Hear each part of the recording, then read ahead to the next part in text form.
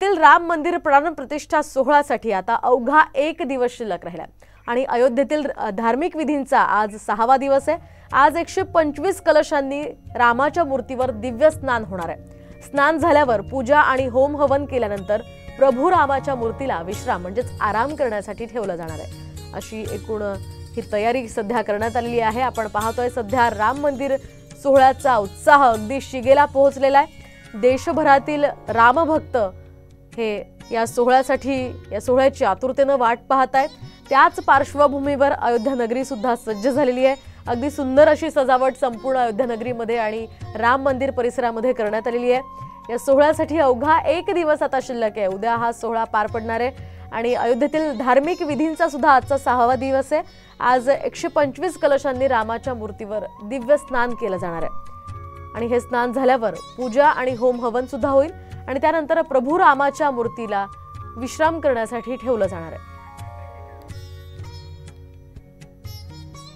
दरम्यान राम मंदिरातील प्रमुख सोहळ्याला आता अवघा एक दिवस राहिलेला आहे आणि या निमित्तानं अयोध्येच्या प्रवेशद्वारावर सुद्धा उत्तर प्रदेश पोलिसांचा चोख बंदोबस्त पाहायला मिळतोय। एकीकडे भक्तिरसात तल्लीन झालेल्या अयोध्या नगरीमध्ये कुठलाही अनुचित प्रकार घडू नये म्हणून ठिकठिकाणी आता पोलीस त्या ठिकाणी दिसत आहेत।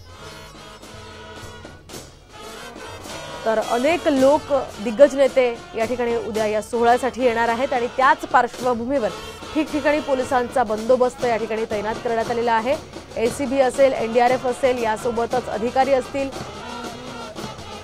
सगळेच या ठिकाणी तैनात आहेत। कुठलाही अनुचित प्रकार घडू नये यासाठी पोलिसांची आणि या सगळ्या ताफ्याची अगदी करडी नजर प्रत्येकावर असणार आहे। अयोध्येच्या अगदी प्रवेशद्वारावरच पोलिसांचा हा बंदोबस्त आहे आणि या ठिकाणी बँड वाजवत या कार्यक्रमाचा उत्साह वाढवण्याचा या ठिकाणी प्रयत्न केलेला आहे। आपण पाहतोय राम मंदिर सोहळ्यासाठी आता अवघा एक दिवस शिल्लक आहे। उद्या हा सोहळा अगदी जोरदार पद्धतीने साजरा होणार आहे। त्यासाठी अयोध्या नगरी सुद्धा सजलेली आहे। आपण ही दोन दृश्य पाहतोय। एकीकडे बँड वाजवत या सोहळ्यासाठीची ही तयारी केली जाते आणि दुसऱ्या दृश्यामध्ये ही सुंदर लोभस अशी रामाची बाल्यावस्थेतली ही मूर्ती दिसते। तर अयोध्येतील मुख्य व्हीव्हीआयपी प्रवेशद्वाराला फुलांची आकर्षक अशी सजावट करण्यात आली आहे। एक दिवस बाकी असल्यामुळे अयोध्या नगरी आता सज्ज झालेली आहे आणि अवघी अयोध्या नगरी राममय झाली आहे। रस्त्यातील प्रत्येक खांबांना फुलाची सजावट करण्यात आली आहे। तसंच पोलिसांचाही मोठा बंदोबस्त या ठिकाणी तैनात आहे। आपण हे दृश्य पाहतोय। अगदी दुकानांवर सुद्धा झेंडे आणि जय श्री रामचे हे चित्र लावण्यात आलेले आहेत। रामाच्या स्वागतासाठी संपूर्ण अयोध्या नगरी सध्या सजलेली आहे। दरम्यान आपण पाहतोय राम मंदिर सोहळ्यासाठी आता ही जय्यत अशी तयारी करण्यात आलेली आहे। संपूर्ण देशभरामध्ये उत्साहाचं वातावरण आहे। ठिकठिकाणी वेगवेगळ्या पद्धतीचे उपक्रम उद्यासाठी राबवले जात आहेत। दरम्यान अयोध्या शहराच्या मुख्य प्रवेशद्वारातून सुरक्षेची माहिती आमचे प्रतिनिधी अक्षय बडवे आपल्याला देणार आहेत आणि त्याच पार्श्वभूमीवर आपण आता थेट त्यांच्याकडे जाऊयात। अक्षय बडवे यांच्याकडे आपण जाऊयात। अयोध्या शहराच्या मुख्य प्रवेशद्वारावर अक्षय तुम्ही सध्या आहात, त्या ठिकाणी कशा प्रकारे पोलिसांचा बंदोबस्त आहे, कशा पद्धतीने तयारी करण्यात आली आहे? नक्कीच आपण जर बघितलं असेल तर मुख्य राम मंदिराचा जो सोहळा आहे, राम मंदिराच्या प्राणप्रतिष्ठेचा सोहळा जो आहे तो आता अवघ्या एक दिवसांवर आल्यामुळे या ठिकाणची जी सुरक्षा आहे ती वाढवण्यात आलेली आहे। मी सध्या अयोध्या नगरीच्या प्रवेशद्वारावर आहे आणि आपण जर बघितलं तर पोलिसांचा मोठा बंदोबस्त या ठिकाणी तैनात करण्यात आलेला आहे। हा खरं तर मुख्य रस्ता आहे जो अयोध्या नगरीत अनेक ठिकाणाहून जात असतो। याला दुसरा कुठलाही रस्ता नाही, त्यामुळे प्रत्येक गाड्यांची कसून चौकशी होणं, कुठली व्यक्ती कुठे जाते हे शोधणं आणि कुठला व्यक्ती कुठल्या कामासाठी जातो हे बघण्याचं काम जे आहे ते उत्तर प्रदेश पोलिसांकडून सातत्याने करण्यात येते। बॅरिकेडिंग जी आहे ती देखील करण्यात येते। गेल्या 1 महिन्यांपासून उत्तर प्रदेश पोलीस जे आहेत ते सतर्क झालेले आहेत, प्रशासन जे आहे ते सज्ज झालेले आहे। आजचा जो धार्मिक विधी असणार आहे तो 6वा दिवस, म्हणजे धार्मिक विधींचा जो टप्पा आहे तो आता अंतिम टप्प्यात आलेला असलं म्हणलं तर चुकीचं ठरणार नाही, कारण आज प्रभू श्रीरामांच्या मूर्तीवर 125 कलशांच्या पाण्याने स्नान केलं जाईल आणि नंतर मूर्ती जी आहे ती विश्रामासाठी गर्भगृहात ठेवली जाईल आणि उद्या जो आहे तो मुख्य सोहळा पंतप्रधान नरेंद्र मोदी यांच्या हस्ते होणार आहे आणि अनेक VVIP गेस्ट जे अनेक प्रमुख मंडळी आहेत भारतातली, जे प्रामुख्याने उद्योजक असतील, बॉलिवूड सिने अभिनेते असतील किंवा राष्ट्रीय पक्षाचे अध्यक्ष असतील, हे सगळे अयोध्या नगरीत येणार असल्यामुळे पोलीस यंत्रणा जी आहे ती या ठिकाणची आपल्याला आत्तापासूनच जी आहे ती कडक झाल्याचं पाहायला मिळतंय। अक्षय, आपल्यासोबत प्रमोद जगताप आपले प्रतिनिधी सुद्धा जोडलेले आहेत, तर आपण पाहूयात मुख्य VVIP प्रवेशद्वाराला फुलांची आकर्षक अशी सजावट करण्यात आलेली आहे। तिथून आमचे प्रतिनिधी प्रमोद जगताप या संदर्भातली माहिती देत आहेत। प्रमोद,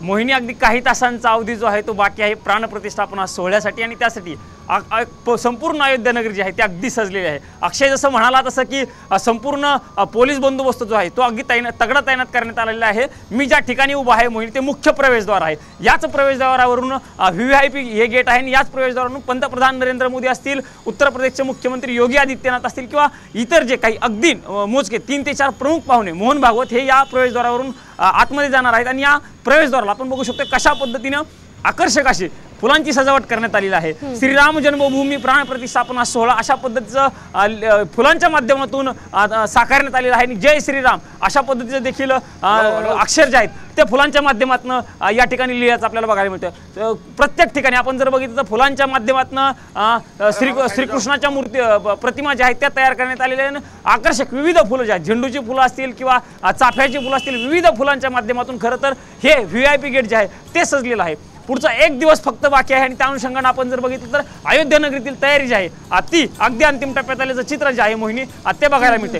फक्त मुख्य VVIP गेटवरतीच नाही तर इथून पाठीमागं जो माझ्या पाठीमागं रस्ता दिसतोय हा रामवथाचा रस्ता आहे मोहिनी आणि या इथून अगदी काही मिनिटांच्या अंतरावरती किंवा काही किलोमीटरच्या अंतरावरती राम मंदिर आहे। त्यामुळं जे इतर VVIP लोक आहेत ते याच रस्त्यानं राम मंदिराकडे जाणार आहेत। आपण बघितलं तर त्यापूर्वी प्रत्येक ठिकाणी अशा पद्धतीच्या कमानी ज्या आहेत त्या तयार करण्यात आलेल्या आहेत। राम राम अशा पद्धतीचा प्रत्येक कमानीवरती फुलांनी लिहिलेलं आहे। त्यामुळं अयोध्या नगरी जी आहे ती अगदी भक्तिमय आणि आनंदानं न्हावून गेल्याचं आपल्याला बघायला मिळतंय। अगदीच प्रमोद, अतिशय उत्साहपूर्ण आणि सुंदर असं वातावरण त्या ठिकाणी निर्माण झालेलं आहे। फुलं असू देत, झेंडे असू देत, या सगळ्या गोष्टींनी अयोध्या नगरी सध्या सजली। आपण जाऊयात पुन्हा एकदा अक्षयकडे।